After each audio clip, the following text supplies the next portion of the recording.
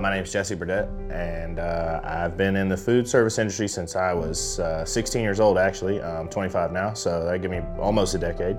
But I've been working at Mellow Mushroom for 5 years, and I am the assistant manager at the Vinings location right now. Okay, my name's Abby McDonald, and I work for Mellow Mushroom, and I am currently a manager / bartender at the Tucker location. Originally, Silas was born 6 weeks early. He had a lot of trouble in the beginning with his breathing. He would just randomly stop. We were bowling one day, and he was getting fussy. So Abby said, "We're gonna go ahead and take him home. Our apartment's right across the street." And all of a sudden, she runs back into the bowling alley with a purple limp baby. Brings him to me, screaming and whatnot, and saying he's not breathing, he's not breathing. And that was the first case that has led us to, I guess like a 190-day hospital trip collectively now. So we're almost at the 200 mark. But yeah, it's been a really rough go of it as far as trying to find an answer or figure out what's going on. After 3 months of not being able to figure out what was wrong, why he wasn't breathing, pretty much our last case scenario, we decided to get the trach, do the tracheotomy. And then even after he got the trach, and the G-tube place, we stayed in the hospital for a couple more months. After that, he was doing really well, started physical therapy and everything. Since then, he's only been to the hospital a couple of times this last time was a cold, turned into seizures. Other than that, we've been doing pretty well at home. While we were staying at the hospital, it was 7 months total all at once. He was there when he was first born for 2 weeks, came home for almost 3 months. That's when he quit breathing. Then we went back to the hospital. He was life flighted to Scottish Rite, which is 50 miles from where we live still. And we had to drive back and forth every single day. Well, unless we stayed. I stayed for the most part, but Jesse had to work, so he drove back and forth. It ended up taking a big toll on the vehicle, on obviously the family, on our owner. I mean, our owner has done some amazing things that I wouldn't expect any person to do, but especially not the owner of your company. That definitely lets me know that there's hope in the world for being able to help somebody that's in our situation. So that's pretty cool. So the way CHOA was able to help us, they actually helped us in our vehicle situation. When our vehicle decided to give out, they helped us get a 2016 Jeep Patriot.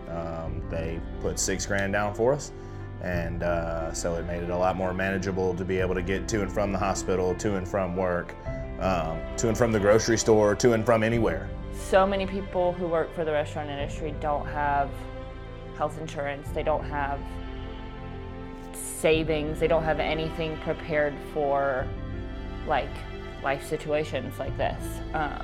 Nobody goes in, nobody's pregnant thinking, oh, maybe my son is gonna spend the majority of his life in the hospital, maybe I need to prepare for not being able to go to work, when we don't have paid vacation, we don't get paid time off at all. But then realizing that there's a company that's out there to help you. You feel like you're the help in the restaurant. I'm here for this guy, he's here for me, whatever. But then to know that there's almost a big brother or big sister out there that's like, hey, when something happens to you, we're here to take care of you. So, and it always seems to slip in at the perfect time to save someone, literally save someone. I couldn't tell you where me and Abby would be without you guys right now. He finally said his first word, which is hey, and he says it all the time. They told us he wouldn't be able to talk. They were like, he won't be able to make noise unless because the trach goes through his vocal cords. They're like, unless you get a special valve, he won't be able to talk. And then he was like, yeah, right, I'm gonna make all the noise. So, but now Silas is doing really well. He started, except for his minor bump in the road, he has a cold. He's doing physical therapy. We're working towards getting him up and active. He's a little bit stubborn. He doesn't really like to do much of anything. He's so happy though. Smiles all the time. He'll smile and it will make everybody else smile. He's the most beautiful little boy in the world, above everything else. He loves his core bear. He loves his Zachy hand. He loves his ladies. There's not a lady I've seen that he couldn't put a smile on their face yet. So he is already a ladies' man. He likes laying in his crib. And he likes to say hey. He likes to hang out with Dad and watch football and basketball and video games and everything else that I like. At least he hasn't complained yet. We're extremely grateful for the help, and there's plenty of other people that need the help and who are maybe afraid to ask for it, don't think they are worthy of it because they're like, oh, I'm just a restaurant worker, it's no big deal. I'll just work extra shifts and work 90 hours this week, it's fine, and my family will suffer, but it's fine, it's all we have, it's all we can do. So just to give people hope and let them know that that's not the only thing, that's not the only answer and the only option. There's so many people that it applies to that I think they don't even, like Abby said, they don't even realize that it applies to them.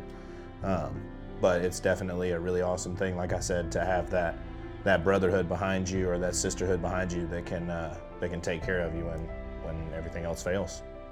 Well, when you've worked at a restaurant for so long and worked with the same people, they actually care about what you're going through, and it's not just like people think like, oh, this is just a job, we'll move on, but it's really not. It's like a family.